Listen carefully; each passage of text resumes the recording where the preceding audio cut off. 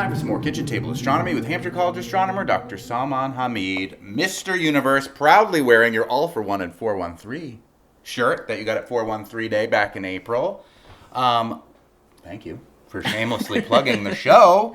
I love the shirt. Actually, that's all. If there are other free T-shirts, please send them my way. Consider it done. Okay. Last week, we mentioned briefly that last Monday was the day that the Vera Rubin Observatory images were being released. It was early in the day when we had that conversation. We didn't have time to process it. Plus, we talked about other global news. But today, we're dialing down Vera Rubin Observatory. First off, where is the Vera Rubin Observatory? Vera Rubin Observatory is in Chile, which is an amazing place for astronomy. In particular, the Atacama Desert, and it's a very dry place, which is perfect for astronomy. And you have sort of like higher locations, either the plateau or the mountains. And so it is on one of the mountains over there. And it's 8.5 meter telescope, meaning to say the diameter of the mirror is 8.5. And is that the biggest? No, it's not. And in fact, there are bigger telescopes than that. For example, Keck observatories, or there is a telescope in the Spanish Canary Islands. And there are plans for 30-meter telescopes already from the Europeans. U.S. consortium is also planning on building one. So that is not the issue. It actually does something else really well, which we will dive into. But I should mention that before we go into anything, just a summarizing comment, this is going to be an amazingly revolutionary telescope. So why, if it's not the biggest, why is it so revolutionary? Thank you, Monty, for asking that question. I teed it up for you, but so the telescope has two key components. One is its extremely large field of view, meaning to say that when you look up in the sky, this is a large telescope. I mean, 8.5 meter is not something that you just sneeze about. Okay? Yeah. This is a large telescope, but it can look in one field of view about the size of 45 full moons. Okay. Just in one go, okay? So one of the questions that often is coming up is that, well, what about Hubble Space Telescope or James Webb Space Telescope? And you remember the Hubble Deep Field, for example, yes. which was a stunning image from the Hubble Space Telescope, and then there were modifications of that, and now James Webb Space Telescope has also looked at the same region. But the original Hubble Deep Field, one of the amazing or surprising things was that it was looking at a tiny, tiny, tiny fraction of the sky, about a tenth of the size of the full moon. And when the astronomers looked at it, that was full of galaxies. You had a few thousand galaxies in this tiny speck of the sky. A speck that they thought there was nothing. But they left the shutter, essentially, of this Hubble telescope on for what? Was it days? That was a couple of days, yeah. And then when they revealed that image, it was that tiny little bit of sky loaded with galaxies. So here you are looking at really deep image. You have a sort of like, you can think about looking through a straw, looking through something like, little tiny pipe or whatever. But you are looking at extremely deep, but a tiny fraction of the sky. Mm-hmm. Now, this is great, and astronomers have learned a lot, especially finding some of the first or earliest galaxies in the universe. James Webb Space Telescope has a slightly bigger field of view, but not that much bigger. This telescope, the Vera Rubin Observatory, actually has a field of view that covers a large piece of the sky. 10 full moons. No, 45. 45 full moons. Full moons at one time. And now it's in the southern hemisphere. But the second component is crucial. And that is that it can actually move really fast. So it has the largest camera that humans have ever built. It's about roughly 3,200 megapixels. So it's like a huge camera. The camera itself is about the size of a compact car. But that's not the revolutionary part of this. You can move this whole telescope, which is I think several hundred tons. I think that's in terms of weight. But you can actually move all of that in about close to about 30 seconds and take another image.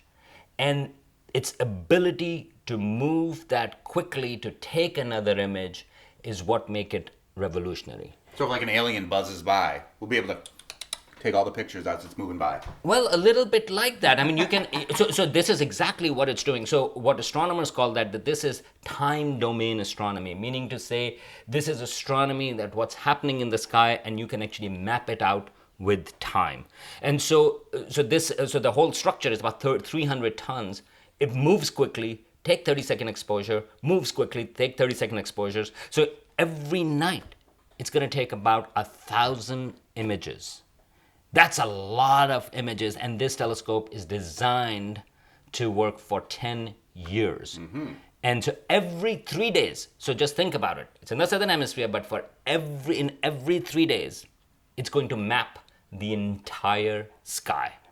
And it's going to keep on doing that for 10 years. Mm-hmm. And by that time, you would have about 800 times mapping of that sky, and then you can actually look at what you were saying. If there is an alien walking by, well, it's not about the aliens, but you can actually look at the differences between images, and it's almost, you can think of it creating a movie. Mm-hmm. So for example, and they actually have some images of that on their website, they detected asteroids. So you can see from image to image to image, for example, over a few nights, if there is something moving with respect to the background stars, there are so many images. So you have every 30 seconds, you have a different image coming in that have some overlapping aspects to that you can see an asteroid move with respect to the background sky. So you almost create a movie out of that. Mm-hmm. And in fact, just from a few weeks or 1 week of observation, they in fact detected 2,100 asteroids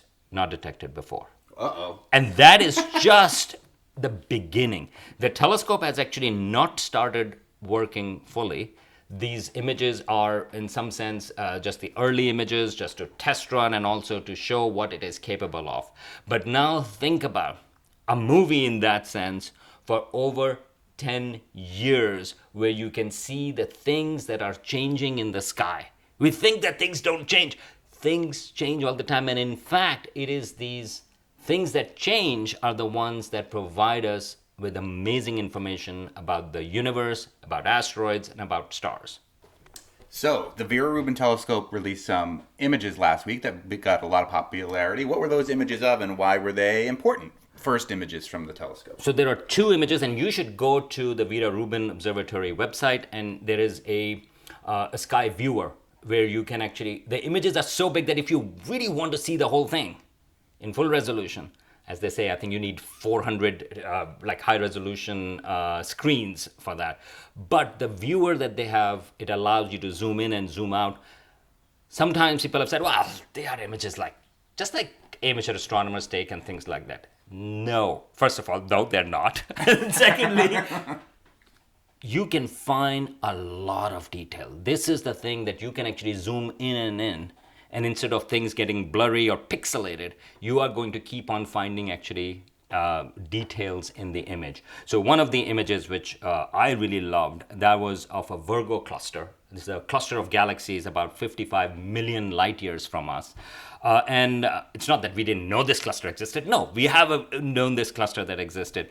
But the details in that image actually shows you about 10 million, about 10 million galaxies in that image, the one that Vera Rubin Observatory took.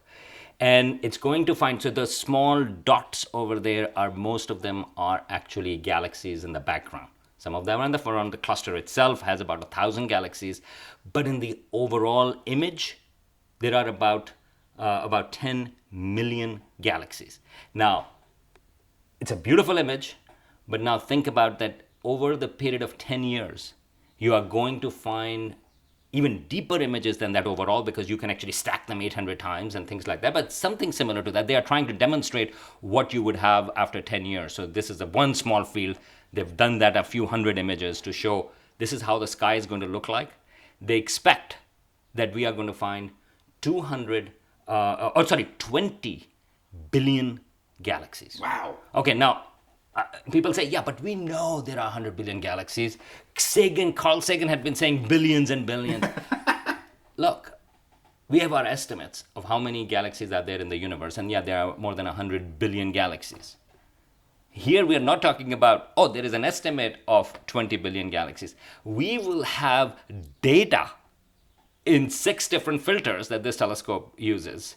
We will have data on 20 billion galaxies. And that's a billion with a B. So if you want to do a study and you say, hey, I want to plot galaxies, like, my PhD work, by the way, I worked on close to about 100 galaxies. Yeah. Okay. I loved all of them individually. Okay. But I did have my favorites. I do have to say that. But this is a different type of astronomy where you can actually find information. You can actually plot statistics for 20 billion galaxies. So it's good. That's where the revolutionary aspect comes in. And of course, if in those galaxies, for example, there are stars that explode, so which they do, so you're going to have a lot of supernovae. You are going to have there are other changes that happen if a star disappears, which sometimes we are trying to figure out, that, okay, what happened to it? We can always track with the previous images because it's like a film. So this image of the Virgo cluster is just an example of what kind of details you are going to find, but that will be extended to the entire southern sky. We've talked a lot about James Webb, the space telescope, and how it is using infrared to see far distant galaxies. What is Vera Rubin using? Is it visible light? So when we see these images, is it exactly the way we'd see them if we could zoom in with our own eyes? Or are they essentially, like everything that comes from James Webb, interpreted into a visible way, which is essentially, sadly, an artist's rendering of some sort? What? No. It is. No. Okay. All right. So first of all, so there are 2 ways of thinking about it. Yes, these are visible light images. And From Vera Rubin. From Vera Rubin. Cool. So when I look at that with my own eyes, this is what I would see if I could put my eye on the Vera Rubin telescope. Kind of, yes. Okay. And secondly, but it does have near infrared filters. So there are some filters that actually go in a little bit near infrared, but not the range that James Webb Space Telescope has. That is completely different. But remember, you still have a camera. I mean, then we get into a philosophical discussion, which is translating the light that is falling onto these cameras, which turns it into electrons, and then that comes in and shuffles through into an image. And of course, the filters that are there may not, actually they don't exactly represent the kind of filter distribution in our eyes. So there is because the galaxies want to look a little bit hotter than they actually are. They want to look good on social media, so they put a filter on. Mwah. So there is that. So I just for accuracy purposes, I did wanted to mention that. But yes, overall, this is visible light, most of it. And so, yeah, you can think about it that if you had large 8.5 meter sized eyes, it's all about light bucket, right? I mean, your eyes cannot see it, but if the telescope can see it, and if you can stack those images up, for example, a few hundred images, and they combine them, and if your eyes could do that, then you are going to see this. That's so cool. That is correct. But I want to also mention that second image that is there, which is beautiful, which is of a Trifid nebula, which is about 10,000 light years away, and a lagoon nebula. These are star-forming regions. And again, it's just a beautiful image, and the key thing is that it highlights its big field of view of the bigness that you can see.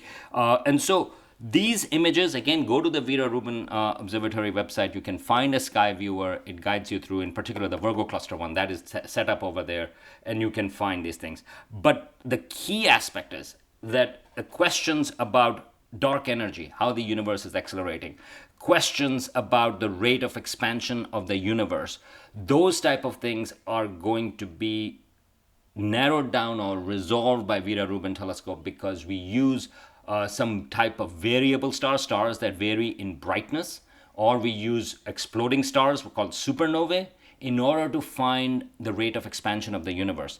Vera Rubin telescope is explicitly designed to solve these type of things. Plus, it's going to look at all these galaxies, information about all these galaxies, and that may give us about the large-scale structure of the universe that can give us information about, for example, dark matter problem. And this is the reason why it's named after an astronomer, Vera Rubin, who provided one of the most conclusive evidence of dark matter. And in particular, she was working in the 70s with her collaborator, Ford, and they found that when they looked at galaxies, stars appeared to be moving faster in the outer parts of the galaxy than expected. They looked at about 60 or so galaxies and they kept on finding that. And that was one of the key evidence for the presence of dark matter, which permeates galaxies and the universe. And in fact, from the matter perspective, most of it is dark matter. 90% of it is dark matter, and 10% is normal matter. And so that's the reason why this telescope is named after her. And as a woman astronomer, she faced a lot of hurdles. She faced, she didn't have access sometimes to high-end telescopes, for example, earlier on in her career. And so, this is really excellent that this telescope is honoring one of the most amazing astronomers in the 20th century, and also highlights, I think we should remember that it highlights the struggles that we have. Astronomy is getting better in terms of gender parity, but it's nowhere close. And the way, especially science fields are, physics and math, those are even worse than astronomy, but things have started to change. But I think these trailblazers that have been around, it's incredible. It's even hard to imagine the kind of struggles that they had. Despite those struggles, and despite the honor that Vera Rubin has been given to have this telescope named after her, the website where you can view all of these incredible images that have just come out has been altered. Can you talk about what the website did say and what you find there now? Okay, so I wanted to stay positive, but but you had to bring this up. But okay, so we had to. I'm the dark matter. Okay, so this actually came out a few months ago when there was a directive that went out about removing DEI stuff from government stuff and things like that. And so Vera Rubin Observatory website mentioned about her struggles and also about that it is still a male-dominated field, which is actually science is. That it's not an untrue statement. So first of all, so initially, as soon as the DEI directive came in from the White House, all of that mention was gone about her struggles and things like that. But then one part came back that mentioned that she struggled in terms of getting her work done and so on and so forth. But the second paragraph, which was key to it on the website for Vera Rubin Telescope, and that second paragraph said, "Science is still a male-dominated field, but Rubin Observatory is working to increase participation from women and other people who have historically been excluded from science. Rubin Observatory welcomes everyone who wants to contribute to science and take steps to lower or eliminate barriers that exclude those with less privilege." That part's still gone? That part is gone. And it's just, you have to wonder, okay, what part of that is offensive? Why? And it's unclear. I think ProPublica actually did a piece on that when it happened. This was a couple of months ago. And they said they don't know if there was a direct sort of directive that asked them to remove it or some staff member removed it. Nevertheless, you are not going to find this particular paragraph on the website. And it's a shame because Vera Rubin actually fought for these type of things. In some sense, Vera Rubin Observatory should fall under that, but it is funded by National Science Foundation and Department of Energy, and so it's not. So I don't know how to say how to think about it, except for it's a bit sad. It's a bit sort of like a blemish. We are all facing these type of questions, these type of challenges, and people are taking different decisions. Now, all that said, I don't want to take away the brilliance of this telescope and the brilliance of Vera Rubin. She died in 2016. She did not get a Nobel Prize, by the way, and a lot of people are upset about it. She should have gotten a Nobel Prize. She did not. But I don't want to take that away, this kind of conversation, because this telescope was proposed in early 1990s. It takes decades to build an instrument like that, and it is incredible for humanity, for scientists to think about, for example, such instruments. We have talked about James Webb Space Telescope, how many decades it took, Hubble Space Telescope. So all of these telescopes, large telescopes, cutting edge telescopes, have a uniqueness, have a specialty related to that. And so is with Vera Rubin Observatory. The fact that you are going to have, in some ways, a movie of the universe, so maybe we'll play it in Amherst Cinema at some That'd be point. great. So it almost a kind of like a movie. 800 times it's going to image the entire southern sky in 10 years. That is incredible, and that is going to revolutionize astronomy for things that change in the sky. So take that, Aristotle. He thought sky doesn't change. It doesn't. We're going to map it out.